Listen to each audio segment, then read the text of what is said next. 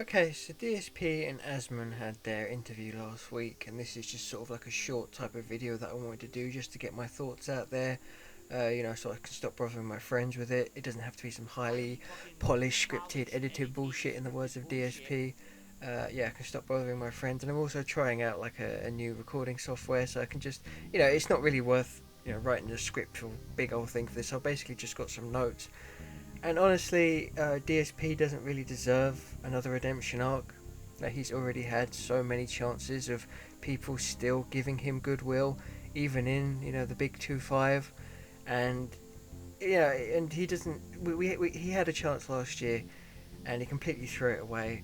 But with his own actions of where he treated Andy and PPP exactly as how he treated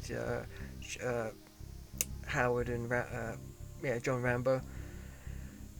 So basically, the main gist of it is the interview was boring. It started off fine. Obviously, they're just there talking, having a good time, just obviously getting introduced to each other. And I thought something would have happened when Asmon said that he could help DSP with taking troll money. I thought that was going to start some sort of like revenge arc, or that was going to be go down a rabbit hole of being something interesting, of trolls actually being worried, because that's happened a few times, but that's never gone anywhere. So basically, by the end of it, I just listened to it in the background, just because it just kept going on, and it was fun. I think it was about 2 hours, which you think is a long time, and it's not really, but it was way longer than it needed to be. Um, Okay, so DSP can't be expected to remember every single thing he's ever said in his life. He's been streaming since 2000, or he's been doing YouTube since like 2008 or so. Um, so obviously he can't remember everything, but he very clearly lied when he said about he didn't tell his fans to click on ads. Now, whether or not he actually remembers that or not is one thing, and the scary part is he probably thought he was telling the truth, but I don't know if anybody watching this was even on Kick or not. But I was in the chat completely. I'll put it in here. But when he said he didn't tell his fans to click on the ads and went about some roundabout story of people feeling sorry for him, like, yeah, they probably did feel sorry for him in a way back then, because he said about he lost his job and his friends, and he made like a really, really, at the time people thought he was genuine. He made a sad video saying he trailed off and didn't know what to talk about when he lost his job, and people felt sorry for him and YouTube full time. But yeah, no, I was saying in chat about his direct quote, and it was something along the lines of, "Hey, if you can go over to my partner channel, the King of Hate HD, and click on the ads that show up on the videos, fingers crossed." Please go to my partner channel, the King of Hate HD, and click on the ads that show up on the videos there, because hopefully, fingers crossed. Now I don't know if anybody's in it was in kick there, but I was spamming that in chat, and I somehow did not get banned. Um, Again, whether or not DSP does remember or not is one thing or another, but it's just one example of many of where he does lie. Um, Asmon, yeah, well, a side note really, but Asmon said games are betting now than ever. That's clearly wrong. That's clearly coming from someone with a background of playing WoW for about, I don't know, 10, 15 years, and completely missed out on when games were actually good. So games being better now than ever. Yeah, I mean, there's some good ones out there, but most of them are rubbish. Um, yeah, like I said before, DSP did have a chance last year of people that I do still genuinely think wanted to help him and had ideas. They wanted to get him out of his comfort zone. They wanted to do a lie detector test. They wanted to go to his house. They wanted to, do skits, and yeah, like I said, lie detector, or movie, or get your game night, or roasting, or whatever. I mean, there were some other examples, but that they wanted to do things. Um, the main one obviously be flying him out and getting him down to Hogan and doing like some in real life content. I mean, I think that would have been good. Uh, I know that Casino arc ended poorly, but I do think, even though of course they were joking with Phil in the interview, they were obviously gassing him up and trying to make him feel better and all that. But I do genuinely think at least PPP and Andy was just going along for the ride. I mean, Andy acts like he doesn't know who DSP was, but I saw some Warski lives back in the day where that clearly wasn't true. But I still think PPP genuinely wanted to help Phil. He even had Keemstar on his show last year as well, and of course Keemstar was right like usual. He said, you're being given a chance here, don't screw it up. And what did DSP do? Of course he screwed it up. Uh, DSP's faking positivity with a new audience. I mean, who saw that coming? Besides everybody. Uh, and the mask is already slipping, but it's been less than a week, and he's already getting angry with Call of Duty and had to rein it back in. The people in the Kick chat were saying stuff like, "Oh, the mask is slipping." Uh, I go from phases of spending a lot of time in Kick and not. I mean, there's not really too much point. I mean, I don't see the point. Like, sometimes, you know, if I've got nothing else on or a day off tomorrow, I'll watch Kick or something. But they've got so much better things to do than just sit and chat and troll for 2 hours. Um, DSP, as it is, already gets way more support than it should be for someone of his size. I think that the ratio of he was in when the Twitch all those years ago when the Twitch documents leaked of all the people that made money on Twitch, he was in like the top 40 or something. And considering he gets like 200 views a stream, that's a ridiculous amount of money. He's clearly, I think he's like a millionaire or close to it if he actually saved. You know, if he saved some money and have his wife go out work retail, you know, she could have a decent life or whatever. Yeah, this won't last at all. You can't expect to do one interview one time and suddenly implement all of these changes, which he's already said he's done before. I remember back in 2019 where he had the quote-unquote viral tweet against Pro Jared. He did like a 50-minute debunking stream, which is amazing. You've brought in a completely new audience, and you've just spoken about all your foibles of the past. Amazing, great work, DSP.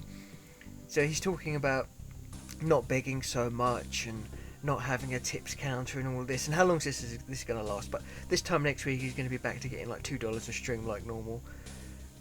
He said all this before. I remember DSP made a stream where he said, "Oh, I'm getting old now.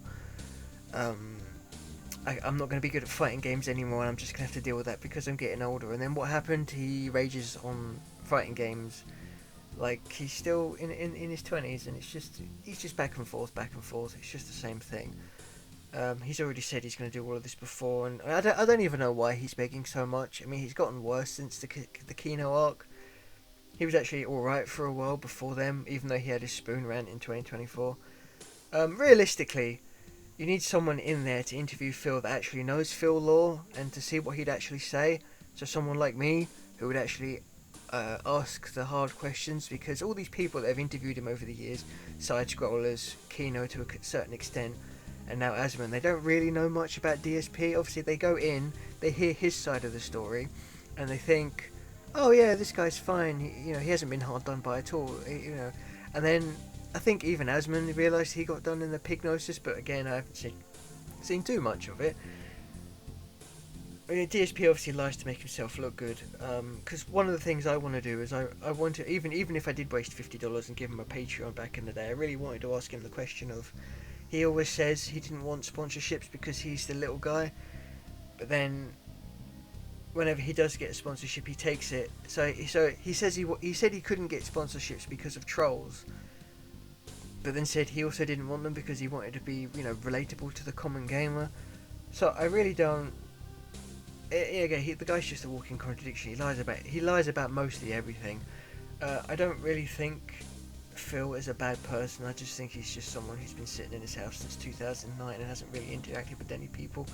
Again, the scary part is he probably thinks he was telling the truth. It's just overall, I just think it was kind of a waste of time, to be honest. Asmon was just asking the questions that were very, very surface level. The fact that he went in there and immediately asked about the incident is funny. And what's funny really is the fact that DSP did that on stream, and that's kind of like a blip in the radar right in the middle of his career.